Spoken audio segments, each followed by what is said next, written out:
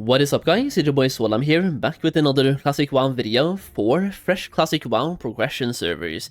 This video will be aimed at both the fresh PvE servers, fresh PvP servers, and the fresh hardcore servers, which are coming out very soon. Actually, they might even be out now, or in a couple of days, depending on when this video comes out, but we're talking about these fresh servers right here, the 20th anniversary Classic WoW Edition servers, that are launching on November 21st. Now, in this video right here, we'll be talking about gold farms to do while leveling up on these servers, and more specifically, we're talking about gold farms you can do at very specific level brackets. Now, for this video, we're focusing on the high level 30s to mid and low level 40s, even moving up until the high level 40s. So they give you a kind of exact level range here, level 36 to level 48, for example. Now, in Classic WoW, you will get your mount, your first ground mount, at level 40, and that will cost you a decent chunk of gold unless you play a Warlock or a Paladin, so most people will not be able to afford that mount at level 40, and for example myself back in Classic WoW 2019, I bought that mount at level 43, and unless you go out of your way to grind mobs, you will likely have to wait a couple of levels to get that mount. That being said, by watching this video right here and hopefully doing some of these farms, you should be able to get that mount at level 40.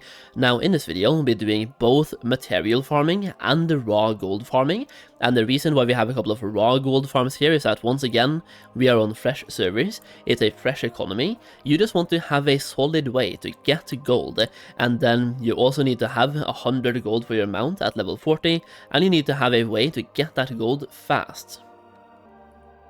Either way, we have quite a few farms to go through today, so let's not waste any more time. Farm number 1 will be this one right here, and we're not really doing this in any sort of level bracket, like level radius by the way, we're just being all over the place, like between the low level 30s to the high level 40s, because the thing is, even if the mobs are level 40, if you're a hunter, you can start soloing them at level 38 and be fine. That being said, if you're a caster, you might want to be higher level as well, so some of the mobs will be, it will be a little bit mob level dependent. At this place, for example, as a hunter, I can start farming here at level 40. If I'm a mage, I want to be level 43, 44. And over here you have a bunch of turtles that you can skin. If you have skinning, this is a really good farm for you, but even if you don't have skinning, it is a very good farm for just raw gold and also getting the chance of getting golden pearls, and even certain BOVs like Cassandra's Grace, I believe, can drop here. So you also get turtle meat that you can sell, which is handed in a quest by the way. So turtle meat you can farm at the same time, which is used in cooking and handing in for a quest, especially on the hardcore servers. That will be very relevant.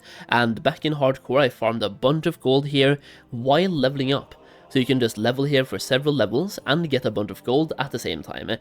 Next up, we have another farm, which is located right here, and over here we have two different farms, but you're farming for, once again, golden pearls and various other things. We have raw gold, we have clam meat, we have turtle meat, and yeah, you just farm along the shore. You also have this small cave circled here as well in the Swamp of Sorrows that you can once again farm for golden pearls. It is basically a golden pearl farm, so you're very much farming for RNG here.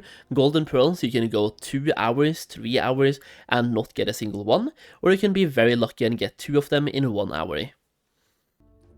It is basically a big RNG farm. Now, in Swamp of Sorrows, this zone is a little bit different where, I mean, I say different, but every single Classic WoW zone is almost like this. In the western half of the zone, the mobs will be level 36 to 39-ish, give or take, and on the eastern part, they're level 40 plus. So for these two farms, you want to be level 40 plus, or once again, it's class dependent and player skill dependent, but genuinely like roughly about level 40. Now, in Swamp of Sorrows, we also have another farm we're going to go through later here. We also have this one. We have the tiny emerald whelpling farm, which is also the small flame sack farm. Over here, you can start at around level 36, I believe, farming these mobs, and back in Classic WoW, I spent a solid amount of time farming at this location, and it's not because it's really good for, like, current gold at the moment, or experience, but it's good for gold making later down the line. Small flame sacks are used in Dragon Breath Chili, for example, a consumable used by warriors, or every melee DPS really. It's a food, and it's used in raiding, so used in consumes. It is also used in regular fire protection potions, so what I tend to do here is farm here whenever I can. Like, let's just say you hit level 36, and this place is open to you. Farm here for a couple of hours, and keep the small flame sacks, and when Molten Core opens up, sell those small flame sacks. Basically, treat this as an experience farm and then sell the small flame sacks later, and therefore you get paid for your current grind when the raid opens up. On these fresh servers, the raids open up 3 weeks after release, so this is something you're not doing for instant gratitude, but you're getting the gold when the raid comes out. You could also sell the small flame sacks right now while you're farming, of course, but genuinely I would wait because they tend to go up multiple times in price when the raid comes out. For example, in Classic WoW, they went up in price 10 times, so they went from like 10 silver to a gold per piece, so they can absolutely skyrocket when the raid comes out. So if you want to have more value for them, like more bang for your buck or more value for your time farmed, then just keep these small flame sacks in your bags or send them to an alt, to a bank alt, and then sell them when the raid comes out. Moving on to the next farm, we have this one right here. Well, I say this one right here. This is a 3-in-1. We have elemental earth farming in Badlands, and here we have the level brackets or the recommended levels as well, because there's 3 different locations and they're all different earth elementals. In the red location you can start at around level 37, and then you progress from yellow to green and from green to blue. And doing this you can farm all the way from level 37 to level 47 plus if you really want to. Now, while we are focused on Badlands, if these 2 farms or these 3 farms are not doing it for you, or let's just say you go there right now, try them out, and they are very packed, full of people, and you simply can't get tags, well, I love Badlands because it has multiple farms in one zone that you can go and do. For example, you have these 2 farms as well, which I have divided into 2 different farms, but you can definitely just run back and forth, but there are a bunch of elites in between these 2 circles. Over here, you're farming for the dark whelpling pet and also small flame sacks. When it comes to your steady gold here, it comes from small flame sacks, and if you have skinning, this is even better for you because you can skin the mobs as well.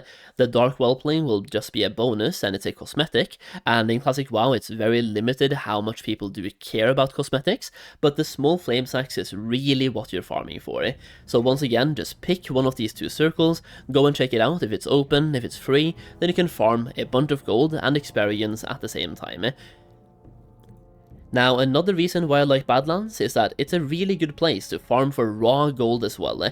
In this image right here, I have circled my 3 locations that I used in Classic WoW back in 2019 to farm a bunch of raw gold to get my mount on my second character, because as I just said, on my first character, I got to level 43 before I could buy my mount, and the second time around, I thought to myself, like on a new server of course, starting from scratch, I thought to myself, this time around, I want to have the mount at level 40, so I started farming some raw gold while I was leveling, and this location right here is absolutely perfect. As you can see, you get long soft tails, bristly whiskers, and wicked claws. And you get a bunch of them as well. If you have skinning, you can also skin the mobs and sell those leather for even more gold, either on the auction house or literally vendor the leather for more raw gold and make more gold that way. And what I like here is that if you're a hunter, there are always mobs to chain pull, you will never be out of mobs, and even if you're a mage, you can literally AoE farm here and make a decent chunk of gold by doing that as well. So Badlands has 3 different locations to farm for 3 different purposes, a really good zone overall. We also have this right here, going back to Swamp of Sorrows and farming raw gold in Swamp of Sorrows. Basically, to the north and northwest and west of Stonard, you will have a bunch of mobs that drop the same items, basically focusing on the panthers, tigers or cats of Swamp of Sorrows, and they will also drop long soft tails, bristly whiskers and wicked claws.